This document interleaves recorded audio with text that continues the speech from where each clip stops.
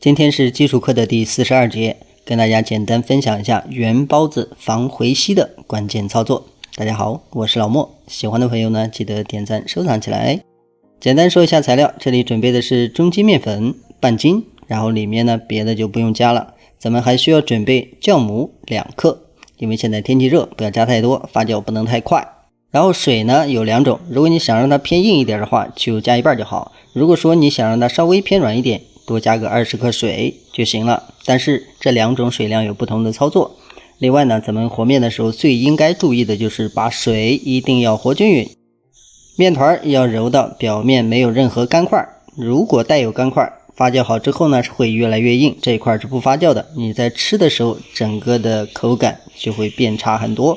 所以呢一定要把面团揉均匀，這是把面點做好吃的關鍵。這個面团揉好之後直接包起來發酵。另外發酵的時候呢，大家盡量控制一下，不要讓它發得太滿。下一步簡單說一下這個豆沙餡的處理。咱們面盆裡面多撒一點乾粉，然後把這個豆沙餡放到冰箱裡面凍個1個小時，然後再拿出來，像這樣給它沾上乾面粉，這樣你在操作的時候呢就不會沾的手上到處都是。稍微搓一下之後呢，咱們直接就可以把它揪出来，這樣揪出来的時候呢手上也不會沾，隨便团的时候呢注意大小，团好之後呢咱們包起來其實更加容易。如果說你直接那樣揪的話，沾得滿手都是，後面就不好操作。這樣咱們就完成了。完成之後呢稍微補上一點粉放着，因為咱們是凍過的，如果不撒一點粉它會粘在這個面盆上，這個要注意。接着面團發酵完成之後呢，咱們直接取出來。這個時候呢大家可以看一下，這個面團呢並沒有發得特別旺，但是一定要保證它的發酵狀態是对的，蜂窩必須充足。前面咱們說過，面軟和面硬處理的方式是不一樣的。咱們這個面團呢稍微偏硬一點，然後呢咱們像這樣稍微的給它折疊幾下，把大的氣泡給它弄出去就可以了。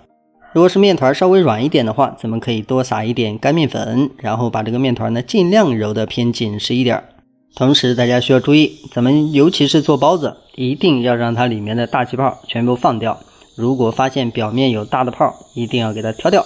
假如這一步沒有做好，咱們下一步擀皮的时候呢就出現了面皮厚薄不均匀，很薄的地方呢就容易塌，甚至露馅。所以必須要確定咱們揉好之後呢裡面沒有大的氣泡，並且要保證這個面是均匀的。簡單揉好之後直接搓條就可以揪出劑子了。咱們這個呢雖然比較隨便，但是呢就是因為隨便才能測出它到底最後的塌陷狀態好還是不好。如果你想揉得更光一點也是沒有問題的。咱們這個劑子下好，直接像這樣按平。前面跟大家說過，面軟和面硬處理面皮的方式不一樣。像咱們這個呢稍微偏硬一點，可以按扁之後呢稍微拓寬一點。如果面是軟的話就不需要擀了，直接按平就可以包。這樣的處理方式就可以100%保證你做好的包子呢不會因為皮兒薄面撐起來然後呢回縮。因為面皮這個厚度呢基本上就能把裡面的空隙全部填充掉，所以呢蒸出來之後能保證它是飽滿的狀態。咱們這個面皮處理完成之後，接下來呢直接放餡。大家可以看一下這個餡呢一點也不沾手，放在中間，然後呢用虎口這裡慢慢的給它兜進去。兜的同時呢大家要注意流力，不要把上層弄得太薄，然後收到結尾這個地方呢稍微的給它捏一下，然後翻過去就好了。只要大家按照前面这種方式去處理，最後這樣去包法，包出來之後整個的狀態就可以確保最終的結果，防止它回吸或者是塌下去。包子包好之後要注意了，咱們的餡是凍的，所以發酵的時候呢稍微讓它多發幾分鐘，千萬不要發酵欠缺，那樣的話容易燙面。發酵完成之後直接打開，這時候大家明顯看到它的變化，然後咱們拿起来的時候呢輕輕的，然後呢直接放到蒸籠裡面。這個時候呢提前把蒸鍋裡的水完全燒開，開中大火蒸18分鐘。大家可以看一下，蒸好之後呢隨便揉的面也不会出現塌陷回吸，而且整個的飽滿程度也是比較好的。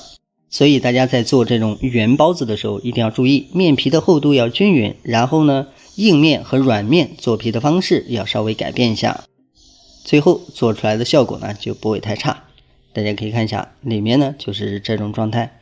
好了，今天的視頻就到這裡，咱們下期再見。